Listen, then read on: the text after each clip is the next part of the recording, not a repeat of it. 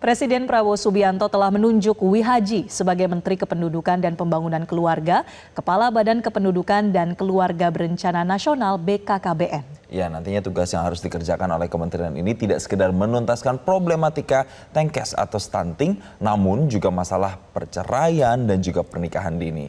Dan pertanyaannya bagaimana ya Kementerian Kependudukan dan Pembangunan Keluarga bisa mengatasi berbagai tantangan masalah keluarga di era modern ini? Nah, kita akan simak bincang-bincang rekan kami Valencia Melvinsi bersama dengan Menteri Kependudukan dan Pembangunan Keluarga Wi Haji di segmen Ketok Pintu.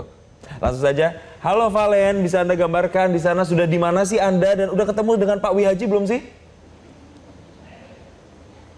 Halo Jason, Marcel, selamat pagi pemirsa, selamat pagi Indonesia. Ini tadi sempat disinggung ya, kalau bicara soal perceraian, menikah di usia dini alias nikah muda, terus ada lagi yang namanya child free, stunting, itu biasanya jadi bahan pembahasan di media sosial, di meja nongkrong. Banyak yang mungkin penasaran ya, kalau seandainya kita mau bahas ulasan tentang itu, perspektifnya dari mana ya? Pemerintah sejauh ini sudah melakukan apa aja sih untuk menangani masalah-masalah seputar hal-hal yang tadi disebutin sama Jason tuh. Mungkin Anda tertarik dengan masalah perceraian atau menikah muda? Nah, tapi hari ini saya mau ajak Anda, kita hari ini kenalan yuk sama Menteri Kependudukan dan Pembangunan Keluarga Indonesia. Namanya Pembangunan Keluarga Indonesia. Maksudnya apa ya kira-kira ya? Jadi dalam pemerintahan Presiden Prabowo Subianto kali ini, pemirsa, sudah dipilih satu menterinya yang baru, namanya Pak Wi Haji. Dulunya Pak Wi Haji ini adalah Bupati Batang. Nah, pagi ini saya sudah ada loh di kantor BKKBN. Kenapa BKKBN? Karena dulu namanya BKKBN, sampai sekarang juga namanya BKKBN. Kalau Anda familiar dengan yang namanya BKKBN, itu sama dengan Menteri yang satu ini, Menteri Kependudukan dan Pembangunan Keluarga Indonesia. Kita lihat yuk kantornya kayak gimana. Keren. Halo Mas, selamat pagi. Ayo pemirsa kita lihat ya. Jadi dalam segmen Ketok Pintu kali ini kita masuk ke kantornya Menteri Kependudukan dan Pembangunan Keluarga Indonesia. Kita lihat di sini. Ah, itu tuh Pak Menterinya. Sini. Pak Menteri selamat pagi. Bapak-bapak selamat pagi. Ini lagi meeting pagi ya Pak. Pagi, Pak Wi Haji apa kabar? Kabar alhamdulillah. Sehat ya. Walafiat. Pak Wi Haji dan ini sekarang lagi ada rapat pemirsa, ternyata kita mengganggu tapi nggak apa-apa lah ya. Ini kan demi kenalan sama Pak Wi Haji. Ada Pak Sesmen, kemudian Ya, ada Pak Pak Deputi Budi. ya juga ya Pak ya. Ya, Pak Deputi, Pak Deputi. Selamat pagi Bapak-bapak. Boleh dilanjut rapatnya Pak. Silakan. Jadi pemirsa, ini adalah Pak Wi Haji. Pak Wi Haji ini yang akan membahas seputar dan juga kerja ya Pak yang pastinya dalam kabinet kali ini. Ini soal kependudukan dan juga pembangunan keluarga. Pak, pembangunan keluarga itu maksudnya apa sih Pak? Jadi begini, semenjak saya dilantik oleh Bapak Presiden, kemudian ditempatkan di Kementerian Kependudukan dan Pembangunan Keluarga, ada dua tema, dua yang mungkin menjadi urusan kita. Satu kependudukan, dua pembangunan keluarga. Kalau kependudukan itu intinya pengendalian penduduk, nanti banyak urusannya. Kemudian pembangunan keluarga itu intinya nanti bagaimana supaya keluarga itu mandiri, bagaimana supaya keluarga itu berkualitas, bagaimana keluarga itu bahagia dan tentram. Nah, tiga itu indikatornya, mandiri, tentram, dan bahagia. Caranya gimana? Nanti ada urusan-urusan lain. Kira-kira gitu, keluarga yang mandiri, tentram, bahagia. Itu namanya konsep pembangunan keluarga. Oh, pembangunan keluarga itu jadi begitu pemirsa. Dan saya yakin mungkin ibu-ibu di rumah yang sedang nonton atau mungkin yang sedang dengar suara kita berdua pagi hari ini, itu pasti mikirin, oh pengen deh punya keluarga yang mandiri, tentram, bahagia. Pak Menteri, ini fun fact pemirsa. Dari beberapa kantor menteri yang saya kunjungi Pak, ternyata nggak semuanya loh di dalam kantornya itu ada foto keluarga. Coba Anda lihat di sini, ini menarik pemirsa. Di samping ruang rapat ini backgroundnya foto keluarga.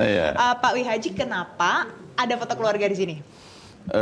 Satu memang bagian yang apa ya? Ini dari hati saja. Dari hati. Yang kedua memang kita kan Menteri Kependudukan dan Pembangunan Keluarga. Tentu mohon maaf ya, hari ini orang Indonesia itu butuhnya contoh. Dan semoga ini bagian dari inspirasi dan contoh saja bahwa yang kita harus ini keluarga, minimal tahu inilah keluarga saya, barangkali ada tamu apa dan sebagainya, ini anak saya, ini istri saya, kalau suatu saat ketemu silahkan bersapa, kemudian kalau ada apa-apa dengan saya, silahkan, inilah keluarga Inilah saya. keluarga. Nah, itu Kira-kira salah begitu. satu contoh ya Pak ya. Jadi kalau punya keluarga tentu bangga ya Pak. Pasti ada rasa bangga ya. Harus Boleh bangga ya, Pak? dong. Kita lihat ya di sini loh Boleh, pemirsa. boleh. Ini Ini. ada fotonya, foto keluarganya Pak Wihaji. Mohon maaf ganggu ya. Itu ada di Pajang. Bapak saya ganggu sedikit ya. Nah ini lihat. Jadi ini adalah foto yang dipajang di ruangan kerjanya Pak Wihaji pemirsa. Kalau di samping meja kerja ada foto Bapak berdua dengan istri. Ya, istri saya itu. Ya, ya Pak ya. Siap. Nah, ada lagi. Jadi tadi pagi waktu aku sampai ke sini ke kantor, Pak Wihajinya di mana? Kan pertanyaannya gitu kan. Pak Wihajinya udah datang belum? Oh, Pak Wihajinya lagi nganterin anak sekolah. Bener Kebetulan. Pak, Bapak nganterin sendiri? Alhamdulillah sejak dulu berusaha begitu karena memang ini berbagi waktu sejak Bupati ini kan sibuk dan agak lumayan, jadi ada hak mereka untuk ngobrol, bicara, dan paling enak ngobrol itu pasti pas di mobil. Kenapa? Nyopir sendiri pasti nggak pegang handphone, sehingga kesempatan ngobrolnya banyak. Kalau pakai sopir pasti pegang handphone.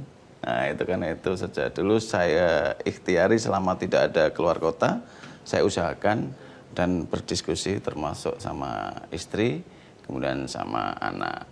Ya agak dipaksa-paksa dikit lah. Kalau enggak nanti kita ya namanya manusia kan, minimal ikhtiar kita, anak juga berhak untuk bisa ngobrol sama orang tuanya, istri tentu juga ngobrol dengan suaminya, walaupun pasti di waktu itu ada juga. Tapi saya kira lebih ya lebih wise lah bersama-sama, dan pada waktu di mobil insya Allah pasti handphonenya nggak kepegang. Iya, Kalau kan nyetir fokus sendiri loh. nyetir. Nah, tapi kalau pakai sopir, Bapak nyetir sendiri kan? saya nyetir sendiri. Setiap pagi jam 6 saya pasti nyetir sendiri, bisa dicek sama ajudan-ajudan. Oke, Saya jadi berusaha. ini adalah salah satu contoh pemirsa bagaimana membuat keluarga itu benar-benar menyatu ya Pak. Berarti terwujud nanti mudah-mudahan Insya bisa Allah. mandiri, tentram, Ikhtiar. dan juga bahagia. Itu Ya. salah satu usahanya pemirsa.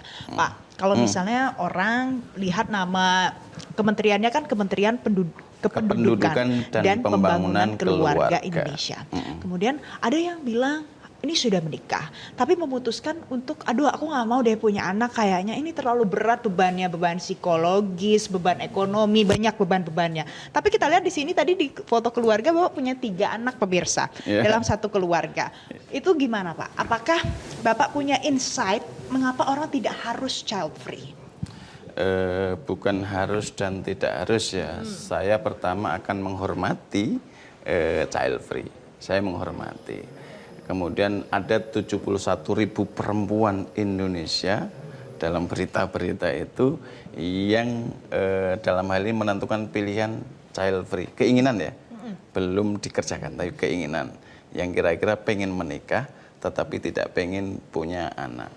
Tentu ada 3 sebab. Saya teliti, kemudian saya tanya-tanya, salah satunya adalah karena ekonomi. Kemudian yang kedua adalah karir. Yang ketiga kultur, atau dalam ini pergeseran budaya. Maka kalau saya katakan tidak harus, bukan masalah harus dan tidak harus, saya akan menghormati. Karena itu pilihan beliau-beliau yang menentukan itu. Tetapi di kementerian kita punya kewajiban, punya tugas untuk menjelaskan. Ini loh Indonesia, ini loh kependudukannya, ini loh pembangunan keluarga. Caranya apa? Keluarga berencana. Karena nanti akan berimpact banyak hal. Kenapa harus punya anak? Kenapa harus diatur? Itu nanti masalah kependudukan dan masalah pembangunan keluarga. Intinya masalah ekonomi nanti. Untuk Indonesia ke depan, bagaimana mengatur jumlah penduduk. Kemudian bagaimana terjadi disparitas penduduk. Bagaimana nanti pendapatan ekonomi untuk kelas menengah ke atas, menengah ke bawah. Resikonya apa nanti kalau punya anak sekian. Kalau sedikit seperti apa, kalau tidak punya anak Bagaimana seperti resikonya? apa nanti, mohon maaf 50 tahun ke depan. Itu seperti apa Indonesia. Kan harus ditentukan hari ini. Tentu bagian dari kebijakan yang saya sebut bagaimana pada zamannya, mohon maaf ya, saya sebut Begawan Kependudukan yang saya sebut dengan Begawan BKKBN, Profesor Haryono Suyono, yang melahirkan program namanya Keluarga Berencana. Saya kira hari ini bisa dilihat. Oke. Bisa terkendali dengan TFR 2,1. Artinya, alhamdulillah hari ini masyarakat Indonesia, perempuan Indonesia melahirkan rata-rata 2,1. Ada yang 1, ada yang 2, ada yang 3. Tapi untuk keseimbangan kependudukan itu good. 2,0 sampai 2,1 itu good. Oke. Kan ada prediksi juga nanti, mohon maaf Mbak Valen, 2070 Indonesia sudah mentok. Apa maksudnya Jumlah mentok? penduduknya itu sudah maksimal. Mohon maaf, seperti negara-negara yang tidak saya sebutkan, Eropa yang hari ini justru malah mengalami penurunan penduduk. Karena salah satunya, mohon maaf, pilihan child free, kemudian memang betul-betul pilihan nggak mau, yang tadi, waduh gimana, saya kerja, istri saya kerja, anak saya siapa, Yang cari ngurusin. pembantu susah. Biaya mahal. Kemudian kepercayaannya juga belum tentu gampang percaya Betul. sama orang. Biaya mungkin kompetitif lah, atau bahasanya mungkin lebih agak seperti apa itu yang tentu yang kita menjadi nanti PR buat kementerian saya. Oke. Nah, gitu, Nah, Mbak kalau Valen. di desa-desa, Pak Wihaji, malah mungkin karena di desa mungkin kan semuanya lebih sederhana, Ya. kemudian orang-orang mencari uang dengan cara-cara yang akrab untuk lingkungan desa itu. Nah, bahkan ada yang dalam satu keluarga janganlah punya anak 2, kan sayang, kan bisa lebih banyak anak lagi. Jadi keluarga berencana itu apakah langsung dikategorikan tidak tepat sasaran atau gimana, Pak? Jadi konsepnya dulu keluarga berencana 2 anak cukup. Itu dulu. Sekarang ganti 2 anak lebih sehat. Artinya apa? Kita ada konsep keluarga berencana. Keluarga berencana itu bukan alat kontrasepsi ya. Betul. Jadi kadang-kadang KB itu bukan alat kontrasepsi. KB itu keluarga berencana yang intinya dalam kita menata, membangun keluarga itu harus terencanakan, direncanakan, dan tentu nanti hasilnya akan baik. Mulai dari calon pengantin, nanti kita pastikan umurnya pas. Karena kalau di bawah umur potensi stuntingnya tinggi. Misalnya 14 sampai 19 tahun. Itu termasuk potensi tinggi terhadap stunting. Kemudian dipastikan nanti reproduksi kesehatannya betul-betul dijaga. Kemudian dipastikan di saat hamil dijaga kehamilannya. Dipastikan bagaimana nanti dalam menata balitanya harus betul-betul Juga benar asupan caranya ya, asupan gizinya gizi. juga oke. Dan parenting ya, Pak, ya, ala-ala Kemudian yang nanti sekarang ada kita lihat. macam-macam lah sampai nanti remaja. Mohon maaf, agak lumayan problem remaja hari ini Mbak Valen. Kenapa gitu? Medsos bagian yang mempengaruhi pola pikir yang saya sebut algoritmanya dipengaruhi oleh medsos, khusus anak-anak remaja. Dan remaja juga urusan di sini, pemirsa. Ada. Karena ini adalah bagian dari pembangunan keluarga Indonesia. gitu. Nah, Pak, kayaknya nggak lengkap deh kalau kita nggak sambil ngopi ya, Pak ya. Oh, boleh, Kita boleh, ngopi, pemirsa. Hari ini kita akan lanjutkan lagi, kita bahas soal remaja. Untuk Anda-Anda yang pasti punya remaja di rumah, di dalam lingkungan keluarga, dan juga soal stunting. Tapi kita jeda terlebih dahulu, jangan kemana-mana, tetaplah bersama kami.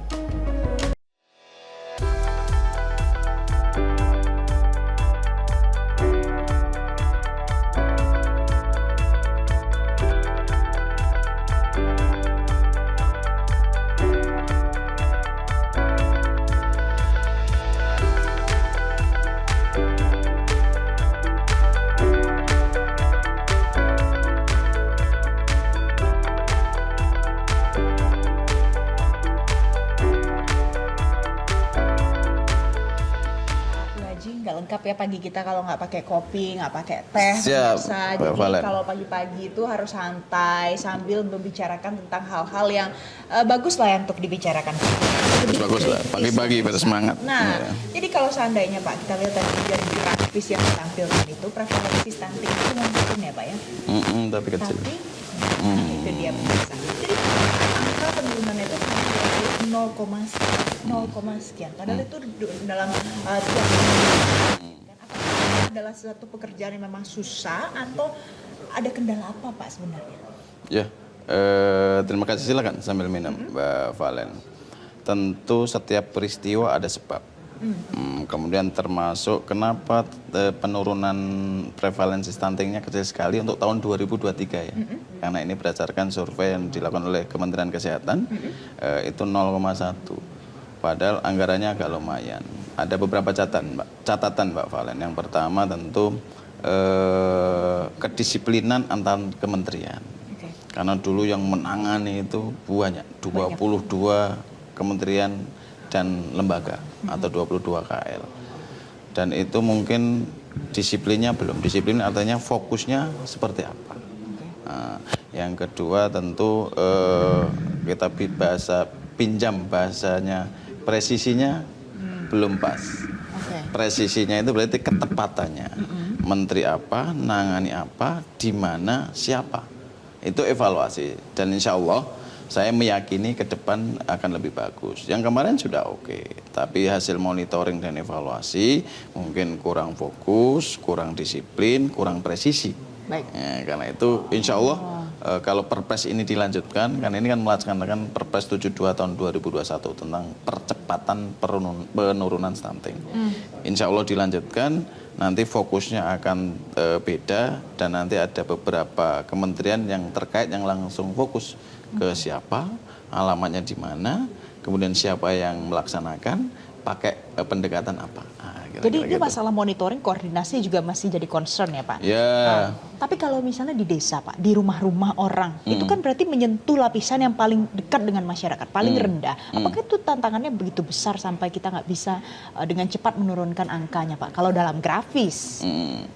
Tentu kita lihat sebabnya Mbak Faren. Jadi kan bisa karena sebab edukasi, berarti salah satunya pentingnya edukasi. Yang penting menurut saya tindakan real. Contoh, sebab stunting itu apa sih? Salah satunya misalnya angka pernikahan dini. Maka yang dicegah adalah bagaimana masyarakat kita yakinkan jangan nikah dini ya, itu potensi stuntingnya tinggi. Kedua, asupan gizi ibu hamil harus diperhatikan karena potensi stunting itu dimulai dari situ. Lebih belakang lagi remajanya, hasilnya rata-rata dari Kementerian Kesehatan yang di risetnya itu remajanya kurang darah. Sehingga itu salah satu penyebabnya, maka dari Menteri Kesehatan punya program untuk pemberian tablet untuk tambah darah. Atau Pak, di situ ternyata tidak ada air bersihnya di kampung. Itu sebab.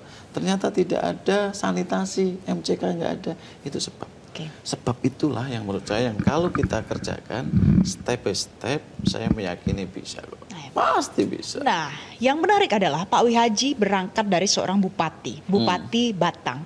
Pada saat memimpin Batang, berarti kan skalanya masih kecil ya Pak? Begitu duduk dalam posisi ini untuk merealisasikan pencegahan seperti itu, apa triknya Pak untuk menyentuh lapisan yang paling kecil? Kalau saya bukan masalah trik, ini kerja untuk negara.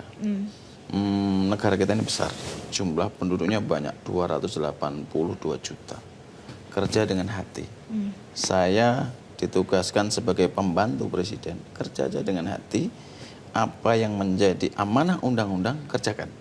Saya melaksanakan amanah undang-undang nomor 52 tentang BKKBN dan Perpres 180 dan 181 tentang kementerian dan badan BKKBN. Selama itu kerja dengan hati, insya Allah akan ada jalan keluar, tentu dengan tahapan yang dirumuskan dalam bentuk program kerja, siapa mengerjakan apa, di mana, yang menangani deputi apa, dan pesan Pak Presiden, kita harus sinergi, kolaborasi antar kementerian, kolaborasi antar kedeputian.